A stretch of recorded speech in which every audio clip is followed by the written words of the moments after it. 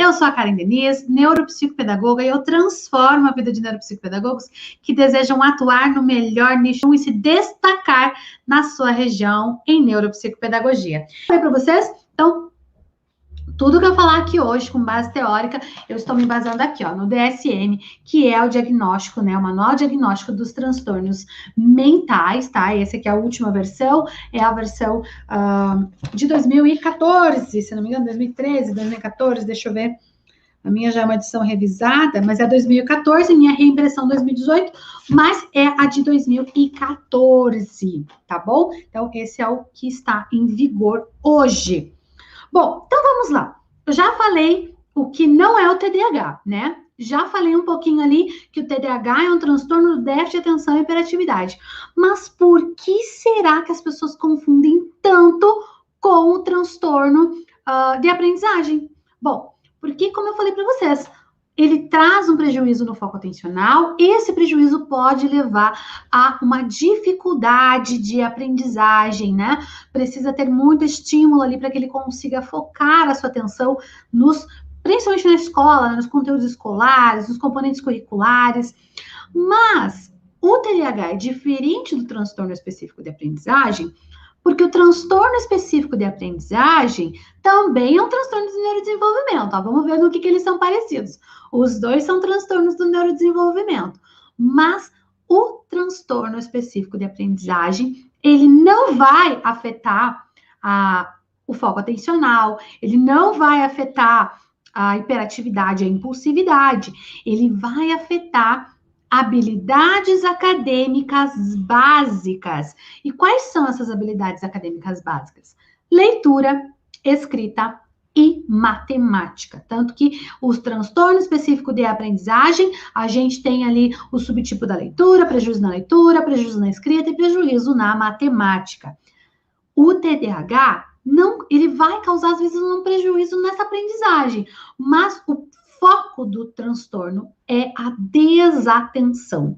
Desatenção, hiperatividade, impulsividade, dificuldade de lidar com controle inibitório. Então, tudo ali meio relacionado com as funções executivas. E aí, se tem prejuízo nas funções executivas, que é por onde a gente percebe as informações, por onde a gente capta as informações, a gente vai ter dificuldade nos processamentos ali neurais, né? E não vai haver, então, a consolidação da aprendizagem. Então, é muito importante a gente ter claro que o TDAH não é um transtorno de aprendizagem. Bom, por que, então, é importante a gente identificar o TDAH? Bom, o TDAH, ele tem ali os seus critérios, né? Vai ter ali 2 marcos principais, que é a desatenção e a hiperatividade. Na desatenção, quais são os critérios ali do TDAH?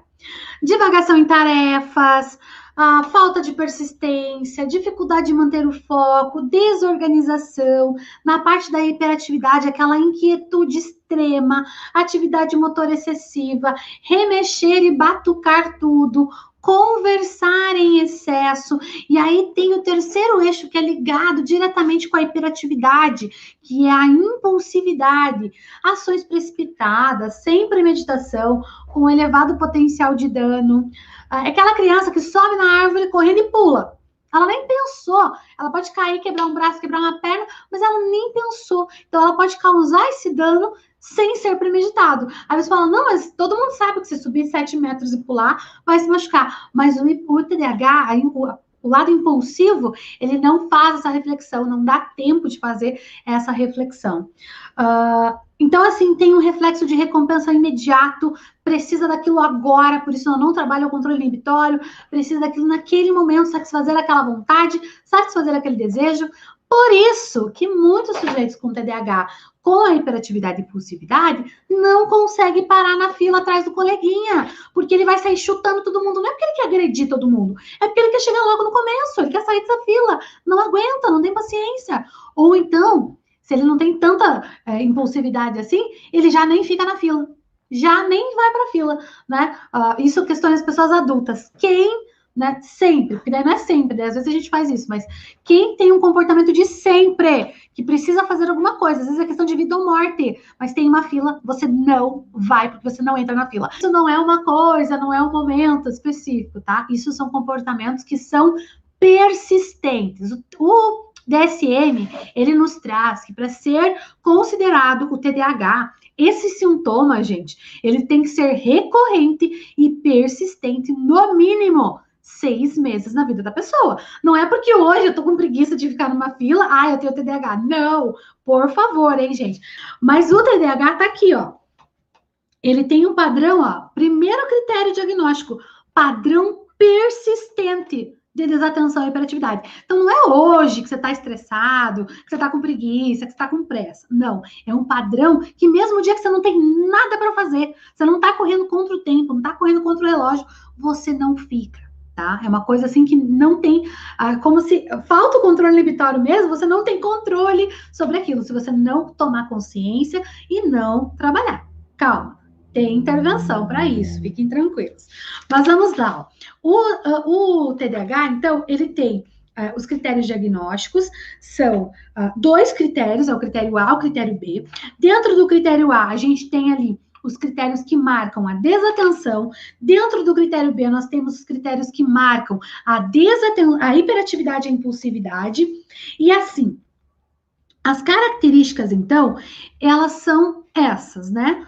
Impulsividade, tomada de decisão de maneira precipitada, sem refletir, sem reflexão. Então, é muita desatenção, hiperatividade e impulsividade. Está marcado muito nisso o comportamento do TDAH. Então, olha essa palavra-chave aqui, ó. Comportamento do sujeito com TDAH. Neuropsicopedagogo trabalha com comportamento? Não. Então, quem é que faz o tratamento do TDAH? É o médico, que pode ser o pediatra, né? Ou o clínico geral, ou o neurologista, né? Que vai trabalhar ali com essas questões de alteração dos transtornos, tá? E também é necessário acompanhamento psicoterápico. Inclusive, se você entrar hoje lá no site da Associação Brasileira do Transtorno do Déficit de Atenção e Hiperatividade, lá tem uma aba que eles falam assim, qual é o tratamento, então, adequado para o TDAH? O tratamento adequado é medicação com acompanhamento médico, né? Então, a gente sabe aí das principais medicações que a gente usa no Brasil é a Ritalina, né? É metilfenidato, se não me engano, o nome do composto ativo, mas é a Ritalina, tá? É uma das mais, assim, utilizadas. Existem outras, tá?